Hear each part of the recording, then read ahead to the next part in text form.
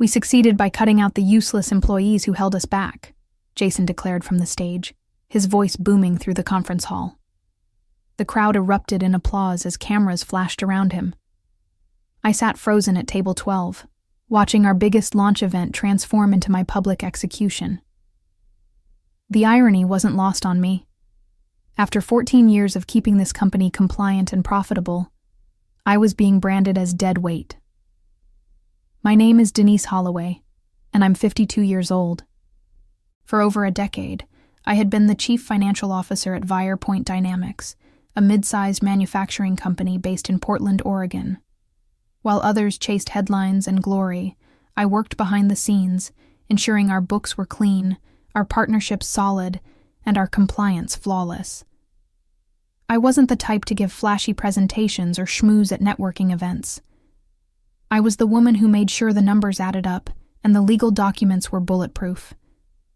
But apparently, that wasn't enough for Jason Wexler, our new CEO who had swooped in 6 months ago with promises of modernization and growth.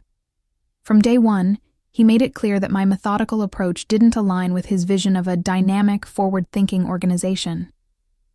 He wanted yes-men who would rubber stamp his aggressive expansion plans, not someone who asked uncomfortable questions about inflated projections and questionable vendor agreements. As I watched Jason bask in the spotlight, describing our latest product line as revolutionary, I couldn't help but think about the unsigned audit report sitting in my office safe. The one that detailed discrepancies I had discovered just last week. The one I had refused to certify until we addressed the irregularities. Jason had brushed off my concerns, insisting we could clean up the details later. But I knew better. I had spent my entire career building a reputation for integrity, and I wasn't about to compromise it now. The audience hung on Jason's every word as he painted a picture of unprecedented success and limitless potential. Investors nodded approvingly, their checkbooks practically visible in their eyes. I noticed several board members scattered throughout the crowd, all wearing satisfied smiles. They had no idea what was really happening behind the scenes. Security guards began moving through the crowd, their destination obvious. I had expected this moment ever since Jason called me into his office that morning and delivered the news with his characteristic smirk. "Your services are no longer required, Denise. We're going in a different direction." He had timed my termination perfectly, right before our biggest event, ensuring maximum humiliation. But as the guards approached my table, I stood up calmly and reached for the black folder I had prepared. Something told me this evening wasn't going to unfold exactly as Jason had planned. Looking back, I should have seen the writing on the wall months earlier. Jason had arrived at Virepoint Dynamics with great fanfare, recruited by our board after our previous CEO announced his retirement. The industry publications had heralded him as a visionary leader who had transformed his previous company from a regional player into a national powerhouse. What they failed to mention was that he had left that company just before a federal investigation into accounting irregularities. I had done my research, of course. It was my job to be thorough. When I brought my concerns to the board, they dismissed them as typical resistance to change.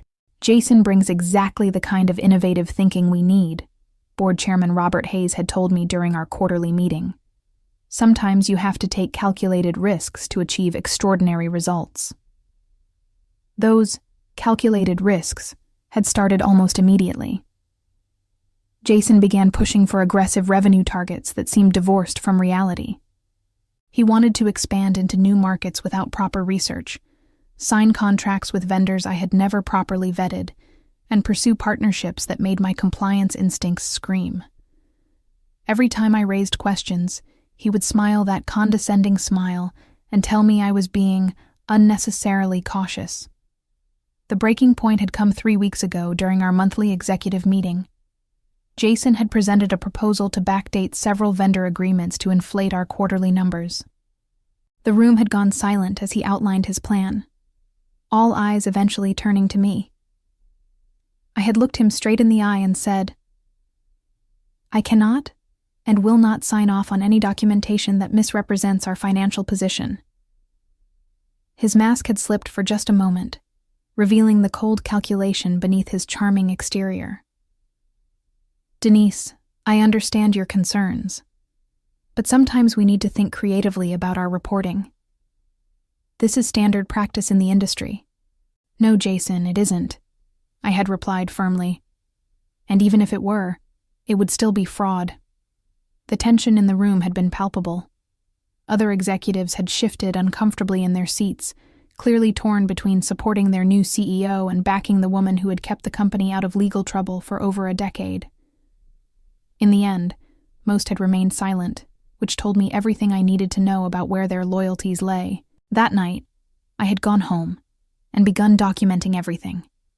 Every questionable decision, every inappropriate request, every corner Jason had tried to get me to cut. I had photographed emails, copied files, and created a comprehensive record of his attempts to manipulate our financial reporting. Call it professional paranoia or simply good sense, but I had learned long ago that when integrity was at stake, documentation was your best defense. My assistant, Catherine, had noticed my late nights and weekend work sessions. "Is everything okay, Denise?" she had asked last Friday, as I locked yet another set of files in my office safe. Catherine had been with the company for 8 years and knew me well enough to recognize when something was seriously wrong. "Just being extra careful," I had told her, which was both true and a massive understatement. The revelation that would change everything came the week before the launch event, hidden in a routine audit report that should have been straightforward.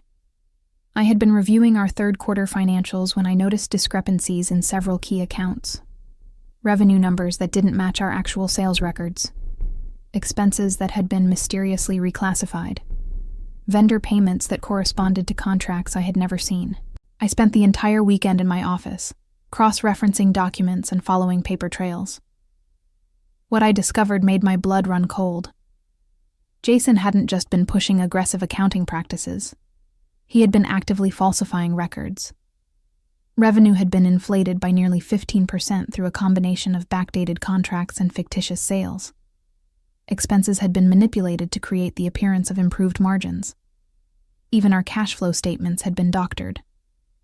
The audit firm we had been working with for years, McKenna and Associates, had already begun their preliminary review.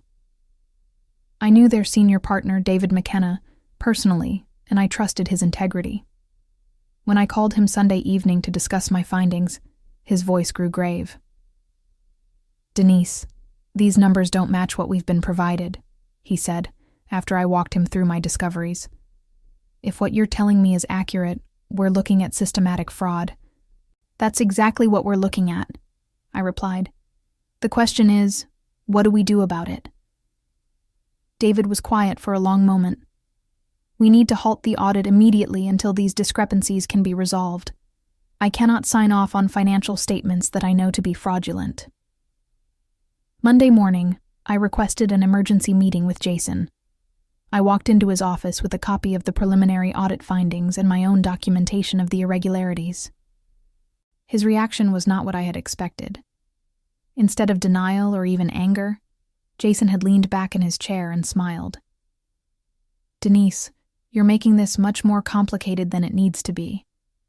These are simply different ways of presenting the same information.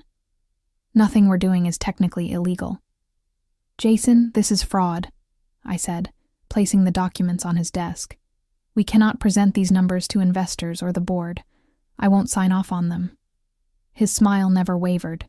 "Then perhaps it's time we discussed your future with this company." The threat was clear, but I held my ground. "Are you asking me to certify false financial statements?" "I'm asking you to be a team player." I stood up and gathered my documents. "Then I guess we have a problem." That conversation had sealed my fate, but it had also crystallized my resolve. Jason could fire me, humiliate me, even destroy my reputation. But he could not force me to compromise my integrity. As I prepared for what I knew would be my final week at Virepoint Dynamics, I made sure every piece of evidence was carefully preserved and organized. If Jason wanted to play hardball, I would be ready.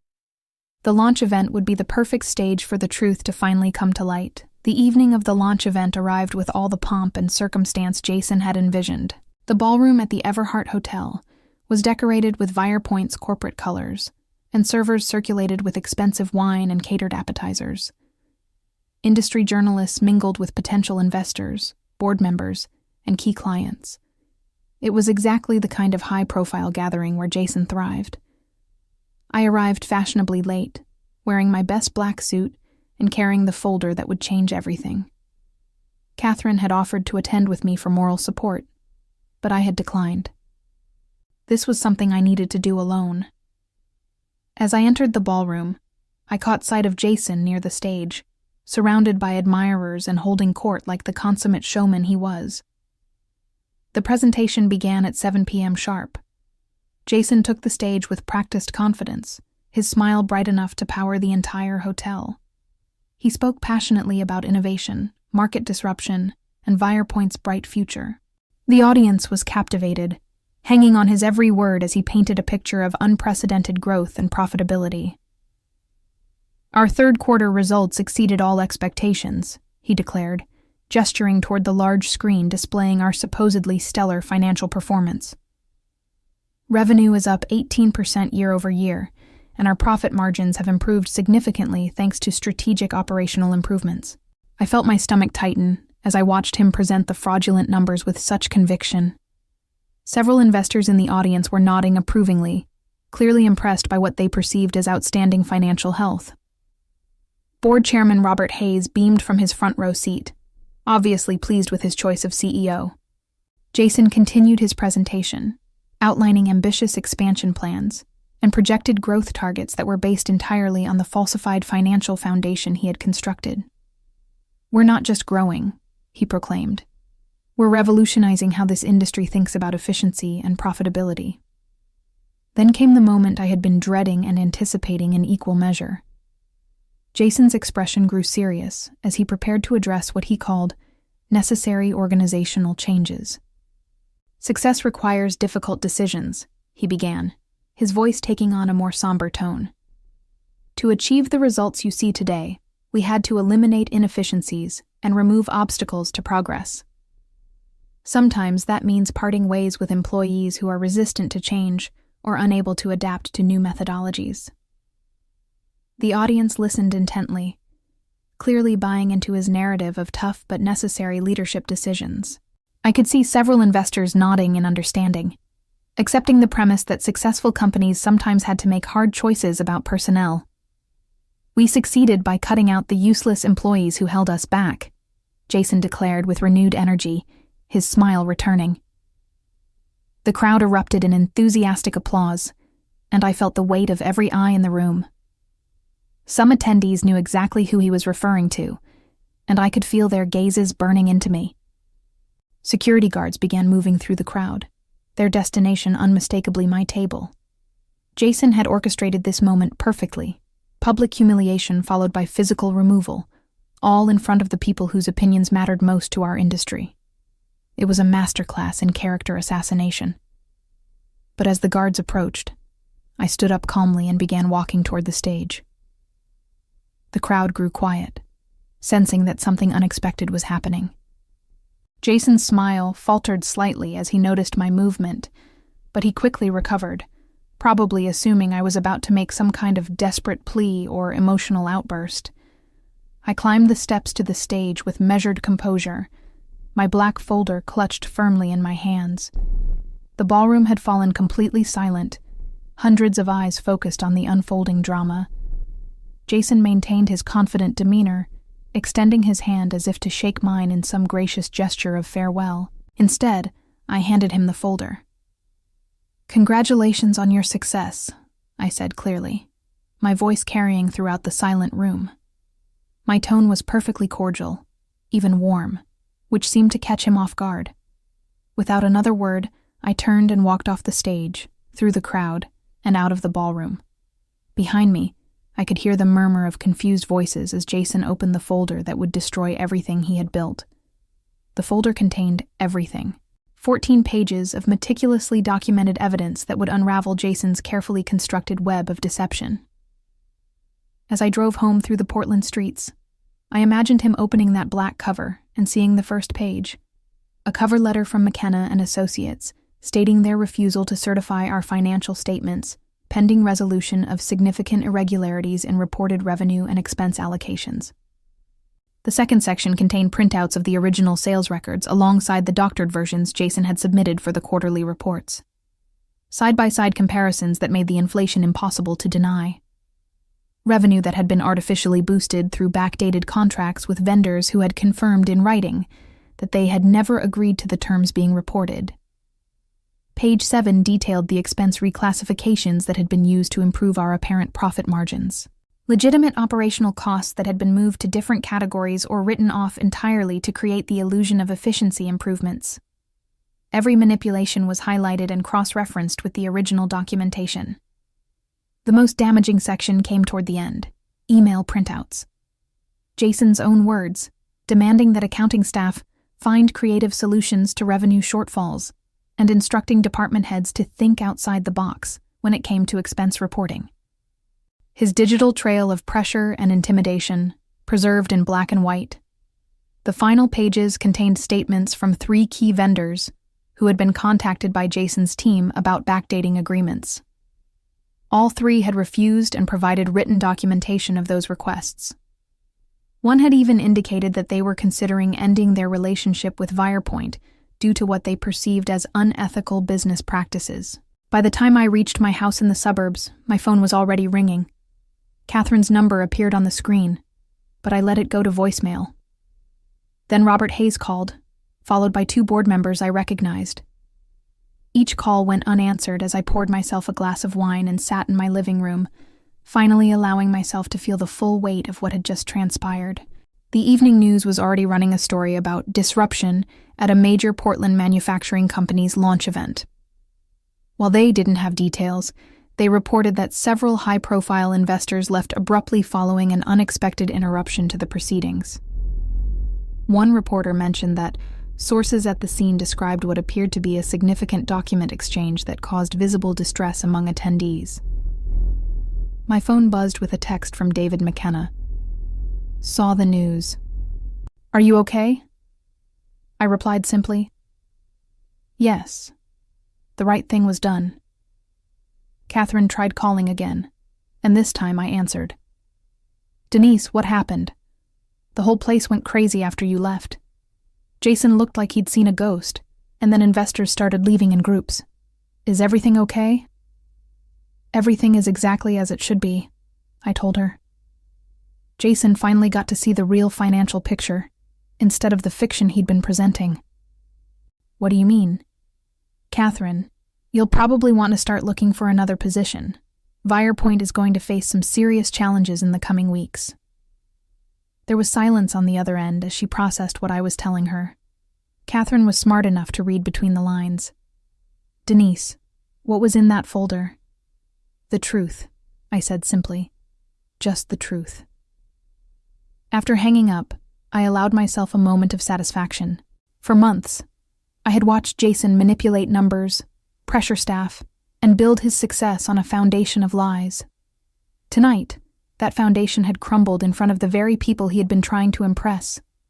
The applause that had greeted his declaration about cutting useless employees would be the last celebration he would enjoy at Virepoint Dynamics. Wednesday morning brought the first wave of consequences. I woke to 17 missed calls and 43 text messages.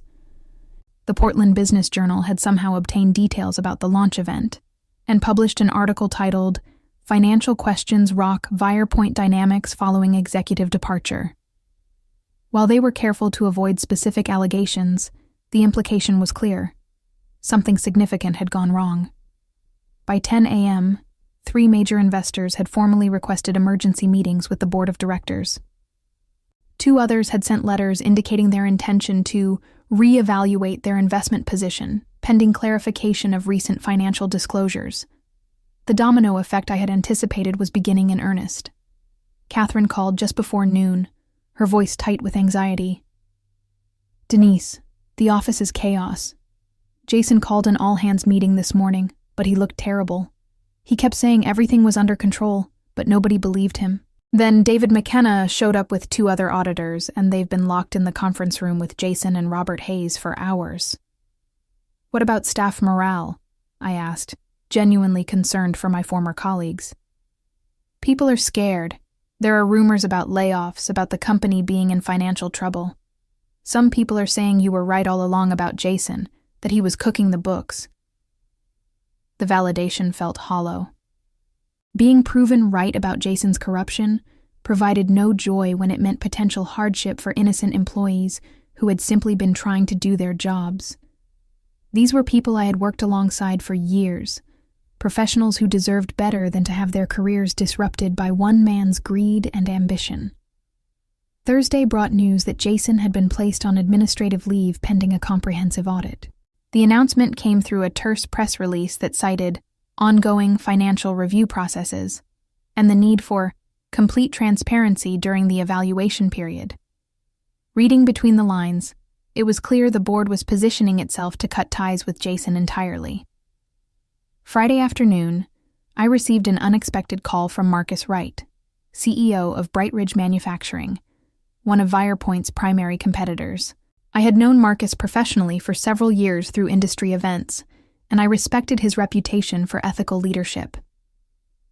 "Denise, I heard about the situation at VirePoint," he said without preamble. "I also heard that you were the one who exposed whatever was going on over there." "Word travels fast in our industry," I replied carefully. "It does when someone shows real courage. Listen, I know this probably isn't the best timing, but I'd like to discuss an opportunity with you. We're looking for someone to head our financial operations, someone with unquestionable integrity and deep industry experience." The offer caught me off guard. In my focus on doing the right thing at VirePoint, I hadn't given much thought to what would come next for my career.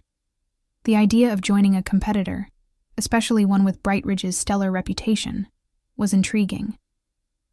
"I appreciate the interest, Marcus, but I should probably let things settle down before making any major decisions." "Of course. But Denise, what you did took real guts. The whole industry is talking about it. There are a lot of people who respect what you stood up for." After hanging up, I realized that my professional reputation, which I had worried might be damaged by the confrontation with Jason, was actually being enhanced. The industry was recognizing my actions not as corporate disloyalty, but as professional integrity.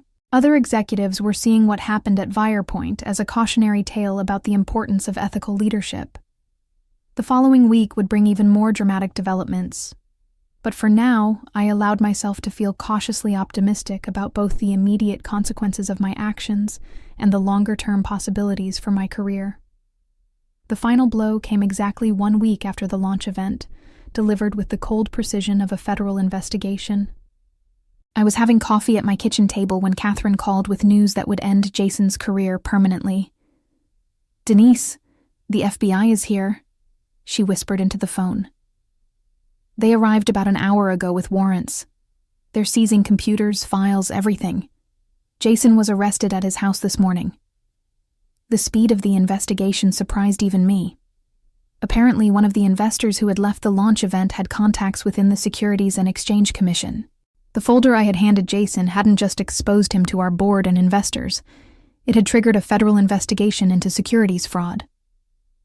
"What about the staff?" I asked, my concern for my former colleagues overriding any satisfaction I might have felt about Jason's arrest. "Most people are being sent home while they complete the seizure. Human Resources is telling everyone that the company will continue operating, but honestly, nobody knows what's going to happen." The afternoon news confirmed what Catherine had told me, and more. Jason had been charged with securities fraud, wire fraud, and conspiracy to manipulate financial records. The charges carried potential sentences of up to 20 years in federal prison.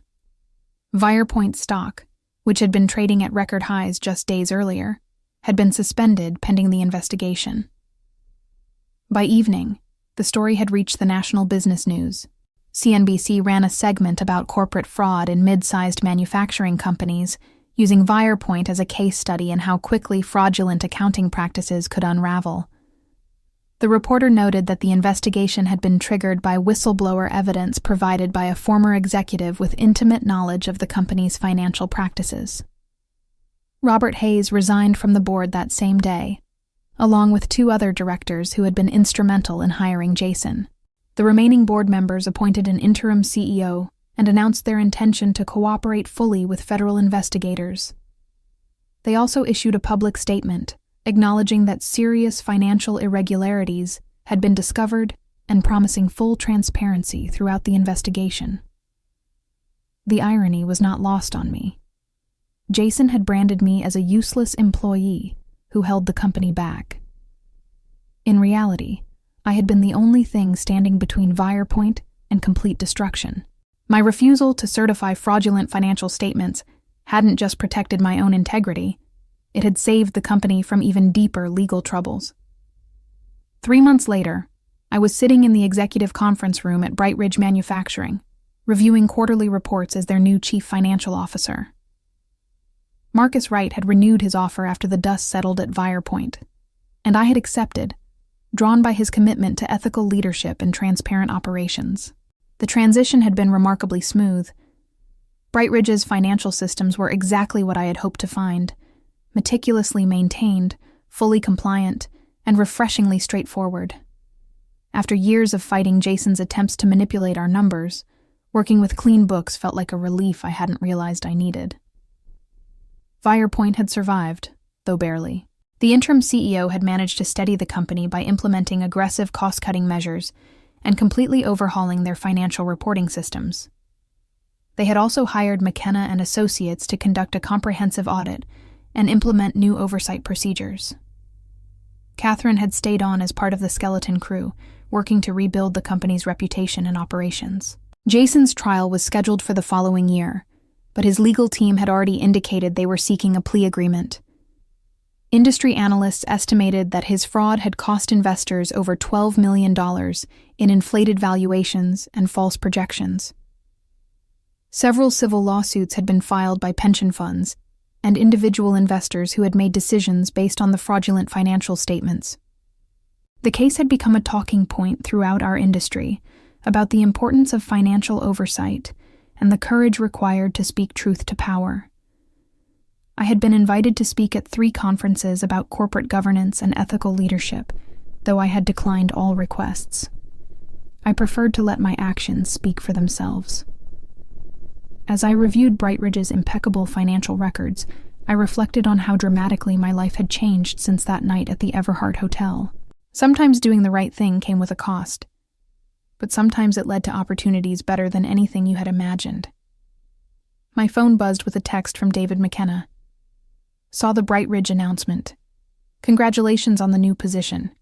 The industry is lucky to have someone with your integrity in a leadership role. Looking back on the path that had brought me here, I felt a quiet satisfaction in knowing that sometimes justice and professional success could align perfectly.